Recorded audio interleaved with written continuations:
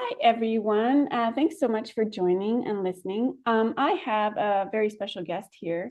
Um, I would like to welcome Dr. Kristen Cook, and we are going to talk a little bit about kids and the Foreign Service and adjustments. Welcome, Kristen. Thank you so much for having me. What a unique, wonderful audience you have. Oh, thanks. Why don't you tell us a little bit about yourself? Sure. So, I am a pediatrician. I have over 15 years of experience in a thriving medical practice. I am located in the Midwestern United States, and I also am the mom of two strong willed, amazing kids who teach me about life every single day. I think many of us can definitely that resonates with us. Yes, Um, absolutely. so Kristen reached out to me because, well, she's fascinated by our group because we are amazing people, of course, but also just because she has a lot to offer on helping kids with adjustments and resiliencies. And I'd really like to just kind of jump into some of the things that we were hoping to cover, and that is adjustments to a new country. How do we help our kids adapt to a new country, which is something that happens basically every 2 to 4 years? Yeah, absolutely. So, interestingly enough, the first thing that I recommend is to, from as early as you can, help your child establish a strong sense of self, who they are, what are their strengths, what makes them special.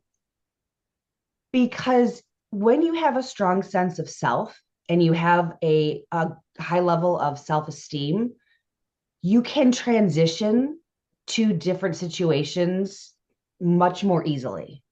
So that would actually be the very first thing. And so how do we do that, right? So very important when we praise our kids that we're very intentional with the praise. So we don't want to praise outcomes, we want to praise effort. And we want to actually be specific. So instead of, I'm so proud of you, I'm so proud that you stuck with that really difficult swimming lesson, those kind of things. And that really is kind of the best place to start.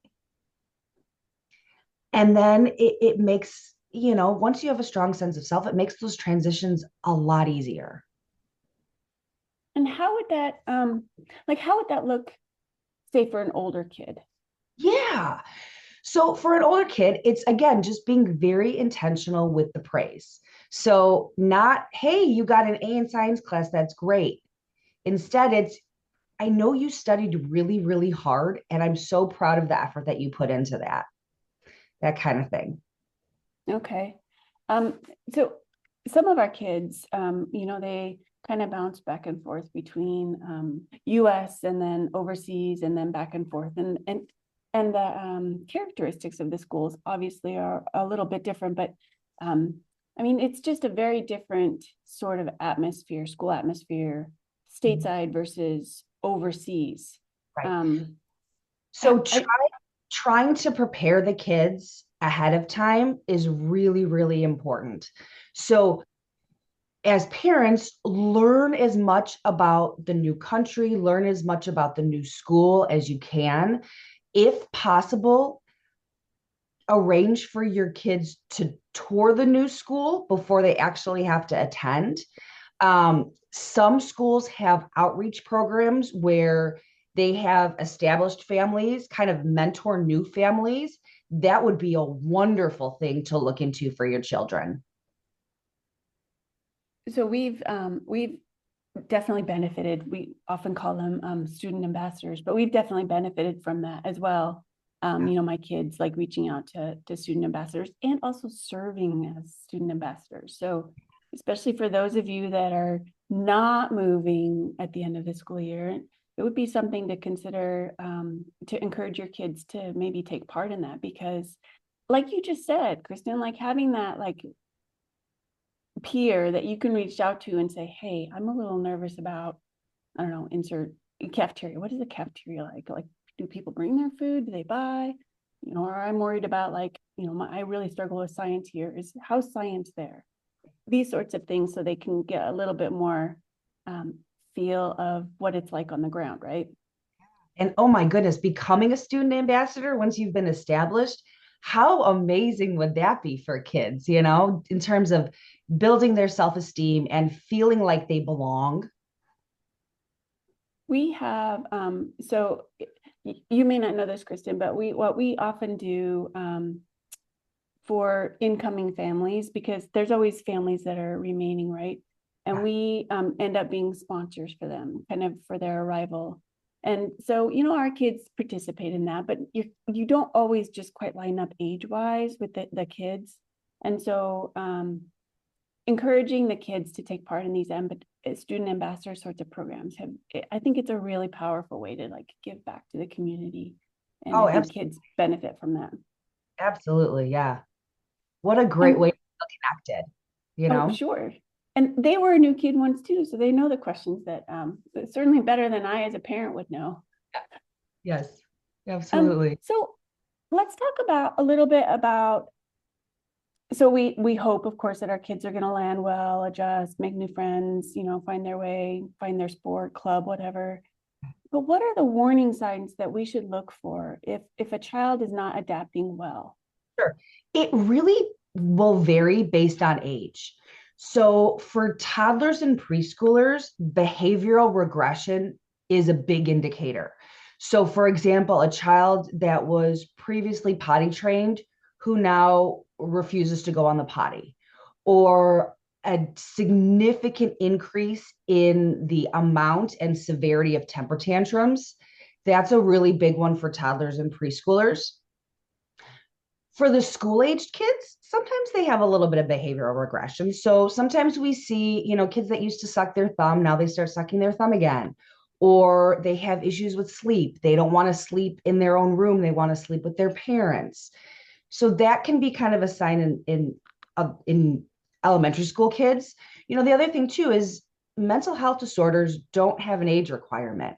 So even school-age kids can exhibit signs of depression and anxiety. So if a child is isolating themselves more, if they have a significant change in their appetite, if they're struggling to sleep, if they're isolating themselves, if they used to love playing baseball and they don't want to play baseball anymore, those are significant warning signs for mental health disorders, which again can affect kids of all ages, even teenagers. And then to take it one step farther with the teenagers, then I worry about risk-taking behaviors. So a child who suddenly starts using marijuana or drinking alcohol or rebelling in a way that is out of proportion for normal teenage behavior, in addition to those warning signs about depression and anxiety, that's what I worry about in terms of a child that is not doing well mentally and emotionally. Okay. And so how can we help these kids? Like what sorts of suggestions would you have for our parents? Yeah. So, in terms of the behavioral regression, just be patient and understanding. They will figure it out eventually, but don't don't chastise that behavior necessarily. Kind of lovingly help them through it. In terms of any warning signs of a mental health disorder, so anxiety, depression, get the child help early. This is not something we want to chalk up to, oh, they're just struggling a little bit with the transition. No, we want to get them medical care as early as possible. So oftentimes we live in countries where counseling resources, especially for young people, is not necessarily available in English or like in our general like neighborhood community. But I would encourage anyone that is noticing these sorts of struggles with their young people. The health unit always has resources that they can help connect you to, and or the school might be able to suggest resources that especially if the issues seem to be beyond what a school counselor might be able to support. mean, some of our larger schools have educational psychologists, but for the most part, the resources that we need to tap into may not be available in country. So definitely encourage you all to reach out to your medical unit for resources and support for your young one. Right. And as And Kristen just said, early, early, early. Don't wait until it's like clearly a full-blown problem. yes. And there's the great thing about this digital world that we live in is there's so many online resources. So the website www.therapistaid.com has a lot of resources for every kind of mental health disorder for kids. Psychology Today is also a wonderful resource for families. And again, these are all online resources. Okay, we'll link those in the show notes. So if you don't Great. have a pen handy, don't worry, we'll get it for you. Um, and what other ways can we help our kids really connect at school? I think that's a really good way for them to help, get past that whole transition angst and worry. Absolutely. So encourage them to get involved with things that they're interested in. So if they love science, maybe there's a club that they can join. If they love baseball, can they join a local baseball team? So really start from what their interests are and build outward from that. Because if you try to kind of force a child into a niche that they're not exactly comfortable in, that can actually backfire. No, that's very, very, from experience, that's very true. Yes. Yes. The other thing I found is, kids are basically like little, not mini me's, that's not what I'm saying, but oftentimes if parents are feeling angst or worry or having adjustment issues, the kids kind of like amplify that. And then they feel it as well because, this is their big person and their big person is like worried and angsty. And so like, of course I should be as well. Right. Yeah, absolutely. Kids, even infants, pick up on the emotional state of their parents. So it's also important for parents to prepare themselves for the transitions to a new country, learn about the country, get involved in the community. That will actually help your child transition a little bit more easily. No, absolutely. I always make fun of myself for going to some of the spouse coffees because it kind of feels like you're out there like a show pony, but it's such a great way to meet new people and connect on interests that you don't know who you share those with. So it's really, really a great way to do that. Right. The other thing too to keep in mind is it's important to work with the temperament that your child has. So some kids are just naturally more outgoing and make friends easily. Other kids are a little bit more reserved or shy and take some time to warm up. And so recognize that in your child and work with that child that you have. Oh my gosh, that is such a great point. And I think that's one of the things that you often say, right? Like appreciate the child that you have, not the child that you're trying to morph them into. Yes. Yeah, that is the essence of my philosophy as a pediatrician and a parenting expert is that you have to parent the child you have, not the one you want.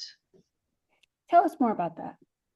Yeah, so it, when we become parents, we have all these ideas about what our kids are going to be and how they're going to act and how life as a parent is going to be. And in reality, initially it's you're sleep deprived and you get puked on and peed on. Like the bodily fluids are everywhere. And you're like, what is this? I didn't sign up for this.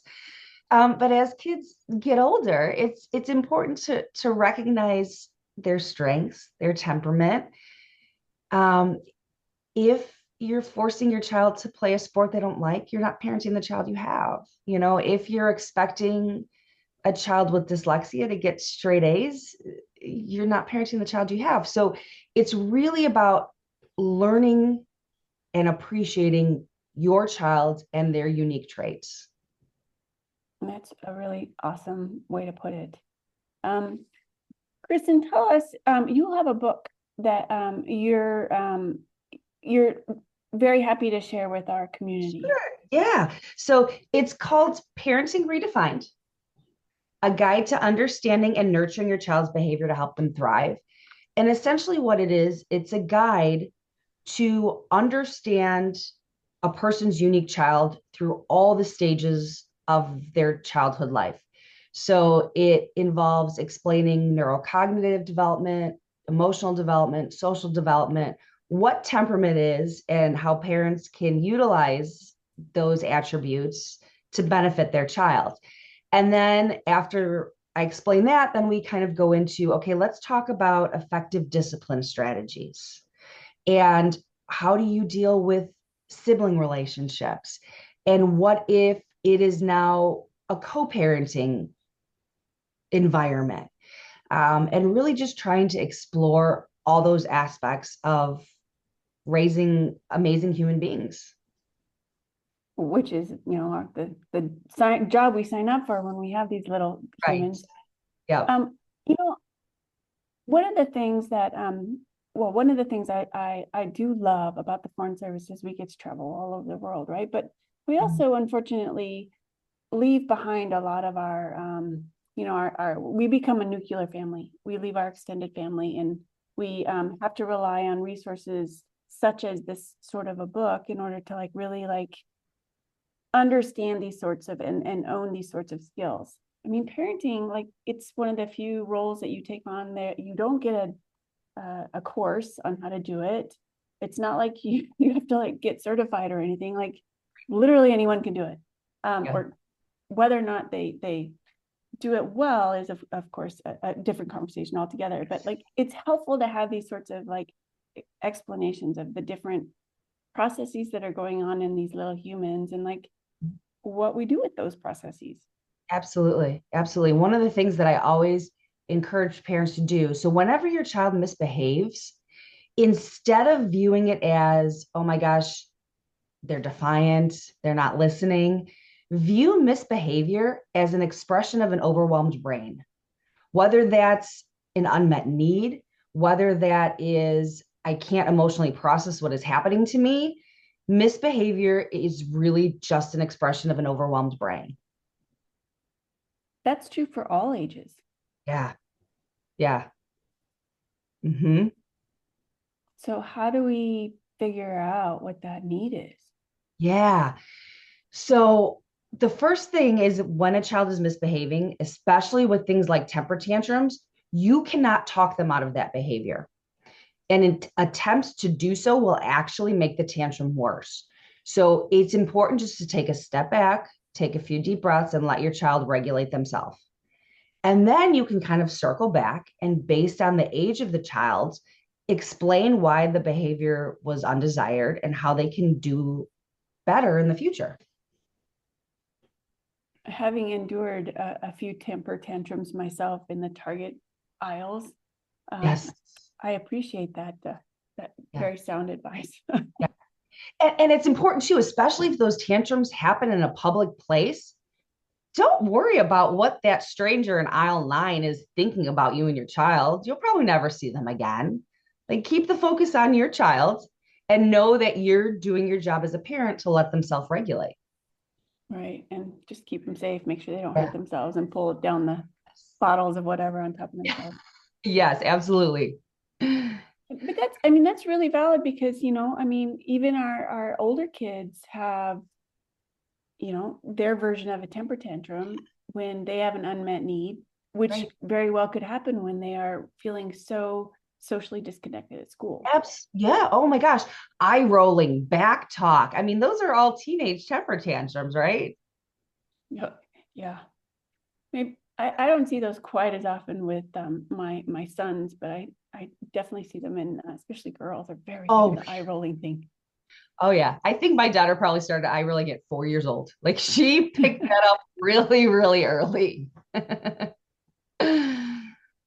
Um, Thank you so much for sharing us with us these suggestions and tips. I mean, we've talked about helping your child land well, and kind of what maladjustment might look like at different ages.